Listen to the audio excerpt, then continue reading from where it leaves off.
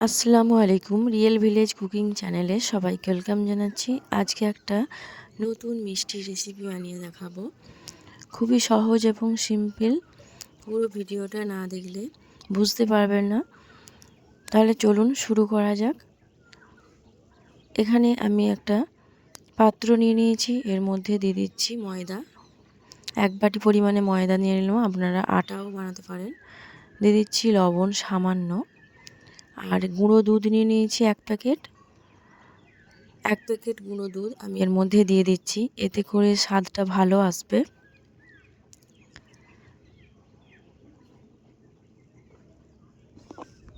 সব কিছুকে ভালোভাবে মিশিয়ে নিচ্ছি। অল্প অল্প করে জল দিয়ে এবার একটা ডো তৈরি করে নেব। খুব বেশি শক্তও না, নরমও না, মিডিয়াম একটা ডো তৈরি করে নিতে হবে।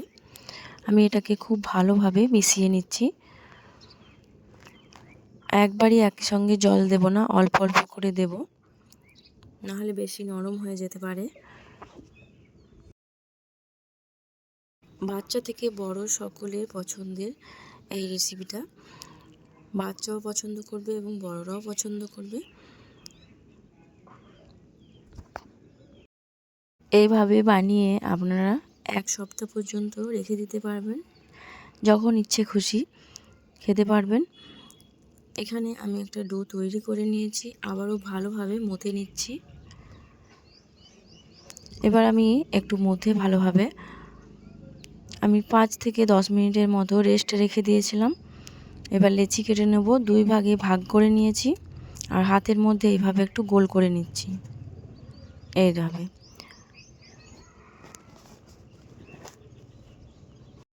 এবার একটা লেচি নিয়ে আমি একটু ময়দা ছিটিয়ে দেবো, আর এটাকে বেলে নেব। ঠিক রুটির মতো করে গোল করে বেলে নেব। আমি একটু মোটা করেই বেলবো। এই দেখুন এইরকম হবে, এইরকম মোটা করেছি। এবার এখানে আমি একটা বোতলের ঢাকা নিয়ে নিয়েছি। এবার এইরকম করে কেটে নেব, চাঁদের মতো শেপ করে কেটে নিচ্ছি। এই দেখুন এইরকম করে কেটে নিচ্ছি, দেখতেও খুবই সুন্দর। সব কটা ঠিক একইভাবে আমি এক এক করে কেটে নেব। আপনারাও অন্য কোনো ডিজাইনেও বানিয়ে নিতে পারেন, আমি এই শেপেই দিয়েছি। আপনারা কোনো ফুল বা অন্য কোনো শেপেও বানিয়ে নিতে পারেন। আমি সব কটা এখানে বানিয়ে নিয়েছি। এবার এইগুলোকে আমি ফ্রাই করে নেব। দেখুন সব একই সাইজের, দেখতেও সুন্দর। এগুলোকে আমি ফ্রাই করে নেব। তার জন্য এখানে আমি নিয়ে নিয়েছি সাদা তেল। সাদা তেলটা গরম হয়ে এলে আমি একে একে করে সব তেলের মধ্যে দিয়ে দিচ্ছি। মিডিয়াম ফ্লেমে আমি সব কটা ভেজে নেব। এখানে আমি গ্যাসের ফ্লেমটা লো করে দেব, কারণ ভেতরে কাঁচা থেকে যেতে পারে, ওপরটা লাল হয়ে যাবে আর ভেতরে কাঁচা থেকে যেতে পারে। উল্টে পাল্টে ভালোভাবে ভেজে নিতে হবে। এই দেখুন কালারটা অনেকটা চেঞ্জ হয়ে এসেছে। এইভাবে আস্তে আস্তে ভাজতে হবে আর আলতোভাবে নাড়াচাড়া করতে হবে, যেন সব দিকটাই ভালোভাবে ফ্রাই হয়। বাজার থেকে বেশি দাম দিয়ে না কিনে বাড়িতে এইভাবে বানিয়ে নিতে পারবেন এই মিষ্টিগুলো। বানানো তো খুবই সহজ। এগুলো আমার ফ্রাই হয়ে গেছে, আমি তেল ঝরিয়ে তুলে নিচ্ছি। সব কটাই একে একে করে তেল ঝরিয়ে তুলে নেব।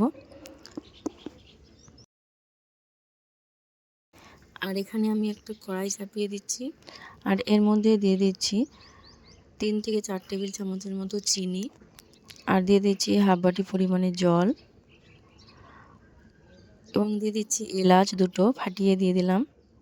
এবার চিনি এলাচ ভালোভাবে গলিয়ে নিতে হবে। চিনিগুলো ভালোভাবে যখন বলক চলে আসবে, এভাবে একটু নেড়ে দিলাম।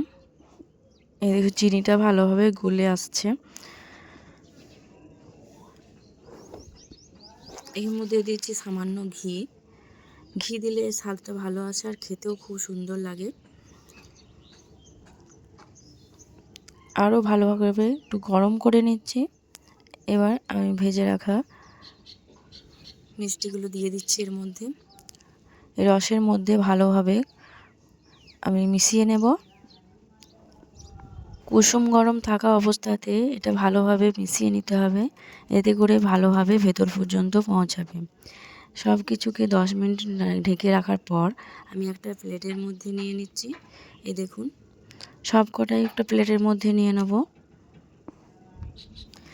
দেখতেও যেমন সুন্দর, খেতেও কিন্তু অসম্ভব টেস্টি হয়। আর এর মধ্যে ঘিয়ের ফ্লেভার আছে, এতে করে এর স্বাদ দ্বিগুণ বেড়ে যাবে।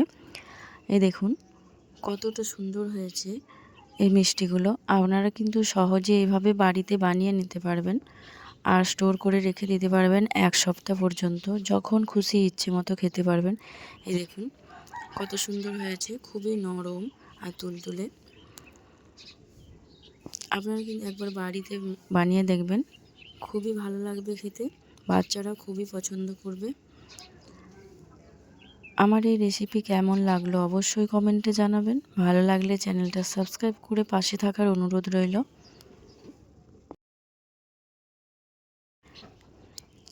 এই দেখুন কতটা সুন্দর হয়েছে।